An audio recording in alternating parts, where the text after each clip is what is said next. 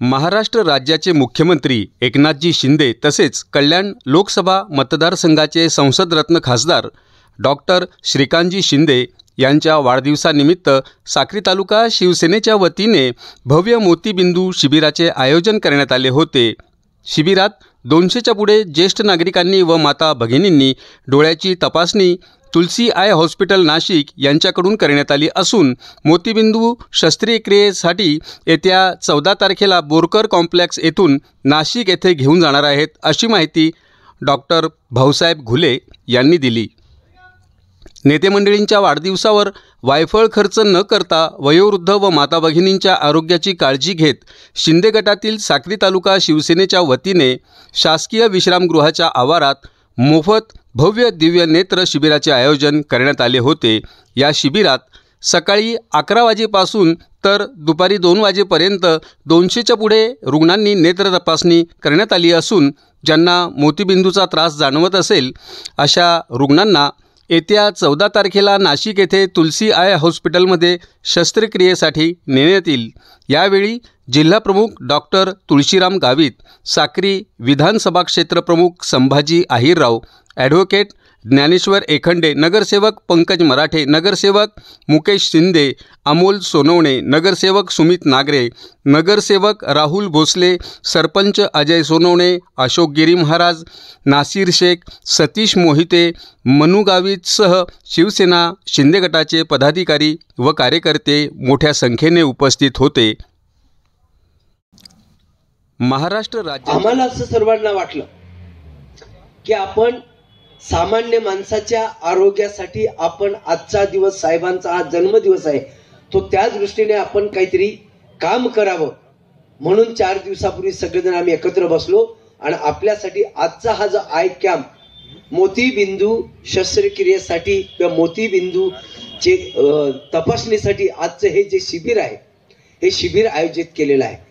आणि म्हणून नाशिकचे जे तुलसी आय हॉस्पिटल आहे ते नेहमी येतात, मला वाटतं एक 10 दिवसातनं किंवा 8 दिवसातनं आपल्या तालुक्यातनं 15 दिवसातनं दहिवेल असेल, पिंपळनेर असेल, चळवेल असेल किंवा साक्री असेल, हे नियमितपणे आपल्या तालुक्याचे ज्यांना डोळ्यांचा प्रॉब्लेम आहे, मोतीबिंदू आहेत, त्यांचं ऑपरेशन करून त्यांना चांगली दृष्टी मिळावी, चष्मा देतात, म्हणजे ऑपरेशन करून चष्मा देतात आणि चांगली दृष्टी मिळावी म्हणून त्यांचा हा सगळा प्रयत्न असतो आणि हा सगळा प्रयत्न मोफत आहे।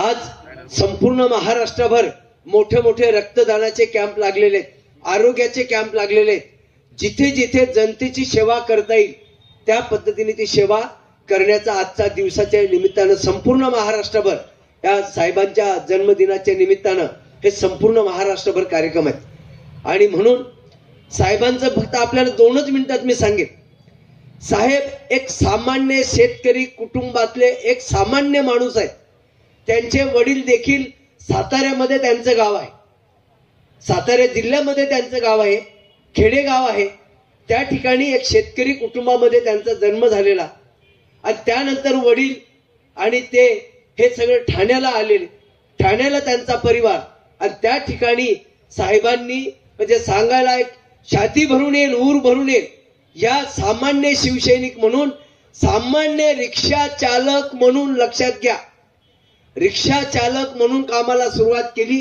शिवसैनिक म्हणून सुरुवात केली, शाखा प्रमुख म्हणून त्यांनी सुरुवात केली आणि विभाग प्रमुख म्हणून हळूहळू तिथलं तालुका प्रमुख आणि जिल्हा प्रमुख झाले आणि पुढे हळूहळू शिंदे साहेब म्हणजे शिंदे साहेब, आनंद दिघे साहेबांचे एकदम उजवे हात,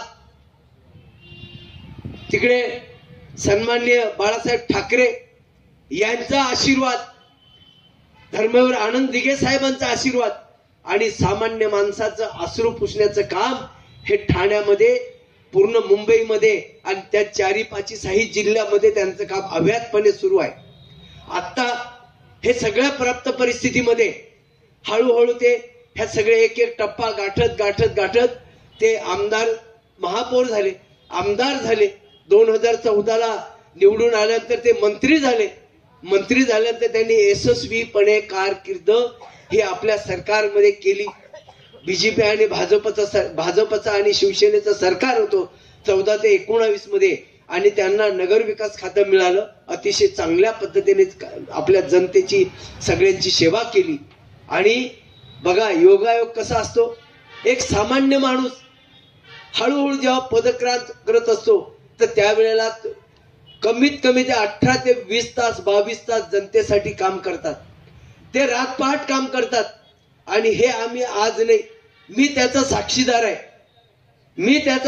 आहे. कारण मी नोकरीला ऑक्टोबर 83 ला लागलो, ते ठाण्याला लागलो. ठाण्याला लागल्यानंतर राज्य सरकारी कर्मचारीचा एक कर्मचारी म्हणून मी नोकरीला लागलो. पशुसंवर्धन खात्यामध्ये डॉक्टर म्हणून नोकरीला लागलो. ठाणे जिल्हा पूर्ण आणि मुंबईसह पूर्ण त्यावेळेला आम्ही हे सगळं पशुसंवर्धनचं काम करत असताना जेव्हा जसं आम्हाला या संघटनेमध्ये वाहून घेता आलं तर राज्य सरकारी कर्मचारी संघटनेचा ठाणे जिल्ह्याचा कार्याध्यक्ष म्हणून मला जबाबदारी मिळाली. आणि संपूर्ण ठाणे जिल्हा तेव्हा पालघर ठाणे एकत्र होता. आणि साहेब धर्मवीर आनंद दिघे साहेब आणि शिंदे साहेब आणि त्यांची पूर्ण टीम ही ठाण्यामध्ये काम करत होती.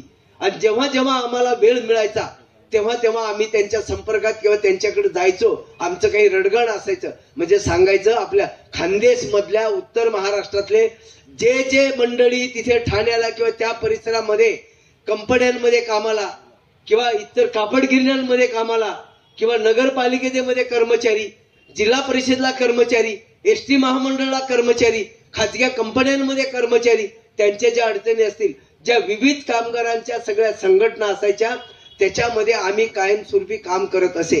म्हणजे नोकरी सांभाळून सगळं सांभाळून तेव्हा काम करत असताना दिघे साहेबांकडे शिंदे साहेबांकडे आम्ही ठाण्याला टेंबी नाक्यावर जात असे. आणि म्हणून आज मला सार्थ अभिमान आहे. हे सगळं करत त्यांनी जी कामाची सुरुवात केली हे सांगायचं तात्पर्य मी एवढ्यासाठीच सांगतो की आपण सर्वजण सामान्य कुटुंबातले, शेतकरी कुटुंबातले, कामगारी कुटुंबातले, गरिबाच्या कुटुंबातले आपण सर्वजण आहोत.